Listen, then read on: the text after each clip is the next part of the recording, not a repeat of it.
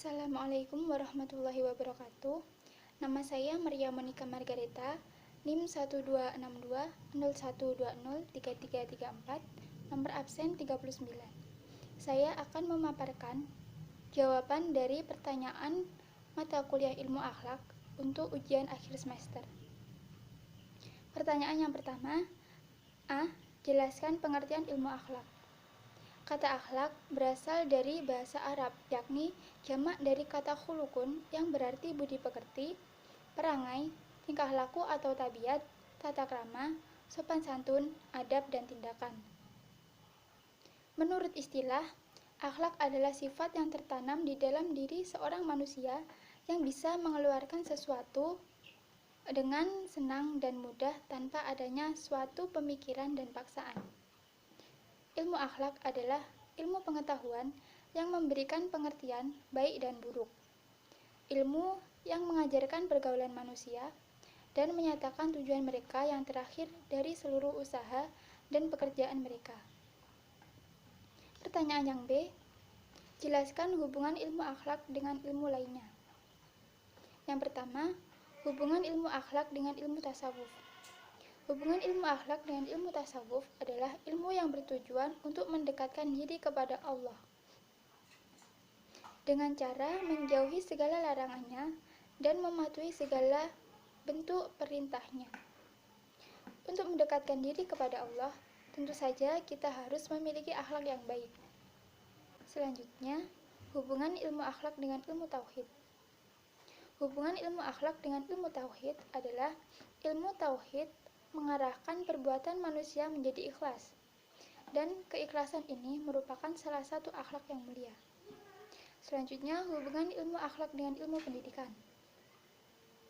Tujuan pendidikan dalam Islam sangat erat kaitannya dengan penyempurnaan akhlak manusia.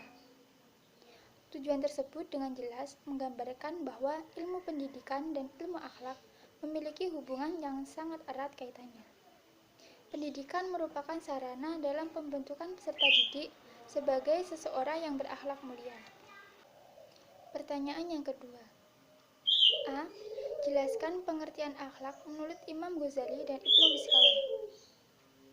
Imam Al-Ghazali mendefinisikan bahwa akhlak dalam kitabnya Ihya Ulumuddin adalah sifat yang tertanam dalam jiwa yang menimbulkan bermacam-macam perbuatan dengan gampang dan mudah tanpa memerlukan pemikiran dan pertimbangan. Selanjutnya, Ibnu Miskaweh mendefinisikan bahwa akhlak adalah keadaan jiwa seseorang yang mendorong untuk melakukan sesuatu perbuatan tanpa melalui pertimbangan pikiran terlebih dahulu. Pertanyaan yang B, jelaskan ciri-ciri akhlak. Yang pertama, baik dan ikhtiar. Maksudnya, sikap dan perilaku yang baiknya itu merupakan hasil usaha yang sungguh-sungguh. Yang kedua, benar. Maksudnya, sikap dan perbuatan yang baiknya itu dilakukan semata-mata sebagai ketaatan kepada Allah dengan mengikuti petunjuk dan teladan Rasulullah. Yang ketiga, ikhlas. Maksudnya, sikap dan perbuatan yang baiknya itu dilakukan karena Allah semata, bukan pamrih dunia ataupun pamrih akhirat. Yang keempat, istiqomah atau ajak dan tetap. Maksudnya, sikap dan perbuatan yang baiknya itu dilakukan secara terus-menerus dalam situasi dan kondisi apapun dan bagaimanapun. Pertanyaan yang ketiga. Apakah yang saudara ketahui tentang A. Etika, moral, dan susila? Etika berarti adat kebiasaan. Etika merupakan istilah lain dari akhlak, tetapi memiliki perbedaan yang substansial, yaitu konsep akhlak berasal dari pandangan agama terhadap tingkah laku manusia. Jadi, etika adalah standar-standar yang mengatur perilaku kita, bagaimana kita bertindak. Selanjutnya, moral. Secara etimologis, kata moral berasal dari kata mos dalam bahasa Latin, bentuk jamaknya mores, yang artinya adalah tata cara atau adat istiadat. Moral adalah ajaran tentang baik buruk perbuatan dan kelakuan, akhlak, kewajiban, dan sebagainya. Kata moral juga sering disinonimkan dengan etika moralitas, menggambarkan nilai-nilai tertentu dari kelompok tertentu pada titik waktu tertentu. Moral biasanya bergeser dan berubah seiring dengan waktu. Selanjutnya susila. Susila berasal dari kata su dan sila. Su berarti baik dan sila berarti dasar, perilaku atau tindakan.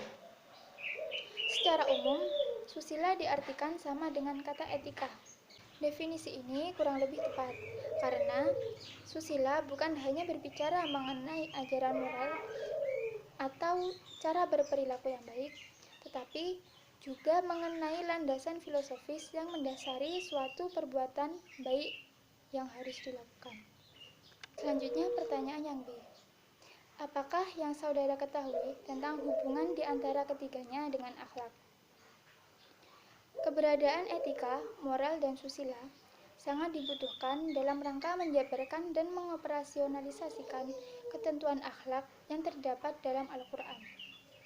Disinilah letak peranan dari etika, moral, dan susila terhadap akhlak.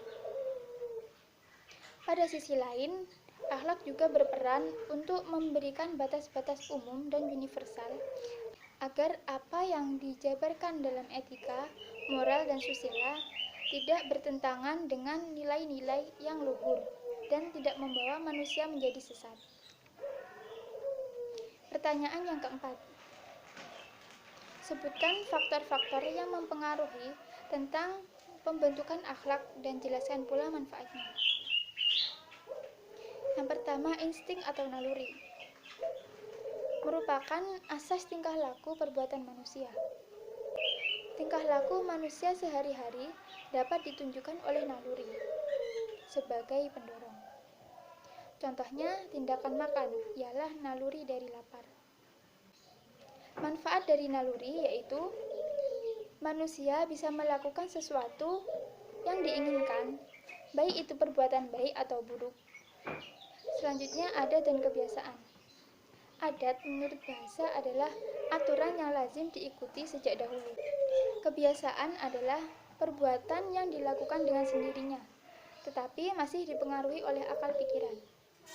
Kebiasaan bisa timbul karena ada dalam diri pribadi seseorang itu yang dibawa sejak lahir. Kebiasaan yang baik tentu memberikan manfaat bagi individu untuk melakukan hal-hal yang baik. Selanjutnya, lingkungan. Lingkungan ialah ruang lingkup luar yang berinteraksi dengan insan yang dapat berwujud benda-benda dan selain benda. Lingkungan dapat memainkan peranan dan pendorong terhadap perkembangan kecerdasan, sehingga manusia dapat mencapai taraf yang setinggi-tingginya dan sebaliknya juga dapat merupakan penghambat yang menyekat perkembangan, sehingga seseorang tidak dapat mengambil manfaat dari kecerdasan yang diwarisi. Pertanyaan yang kelima. Jelaskan posisi akhlak terhadap problematika masyarakat modern. Uraikan argumen saudara. Adanya persaingan hidup yang sangat kompetitif dapat membawa manusia mudah stres dan frustasi. Akibatnya, menambah jumlah masyarakat yang sakit jiwa. Pola hidup materialisme dan hedonisme kini kian digemari, dan pada saat mereka tidak lagi mampu menghadapi persoalan hidupnya, mereka cenderung mengambil jalan pintas seperti halnya bunuh diri. Semua masalah ini akarnya adalah karena jiwa manusia itu telah terpecah belah. Maka dari itu, ditumbuhkannya akhlak bagi manusia agar manusia dapat mengetahui mana hal baik dan mana hal yang buruk. Jika manusia tidak memiliki akhlak, maka ia akan terjerumus pada kesesatan. Pertanyaan yang keenam, tuliskan nas yang berhubungan dengan kajian akhlak. Dari beberapa nas yang berhubungan dengan kajian akhlak, saya memilih surat Al-Qalam ayat 4 yang berbunyi, wa innaka la'ala khuluqin adzim, yang artinya, dan sesungguhnya kamu benar-benar berbudi pekerti yang luhur. Sekian, pemaparan jawaban dari saya. Jika ada kurang lebihnya, saya mohon maaf. Wassalamualaikum warahmatullahi wabarakatuh.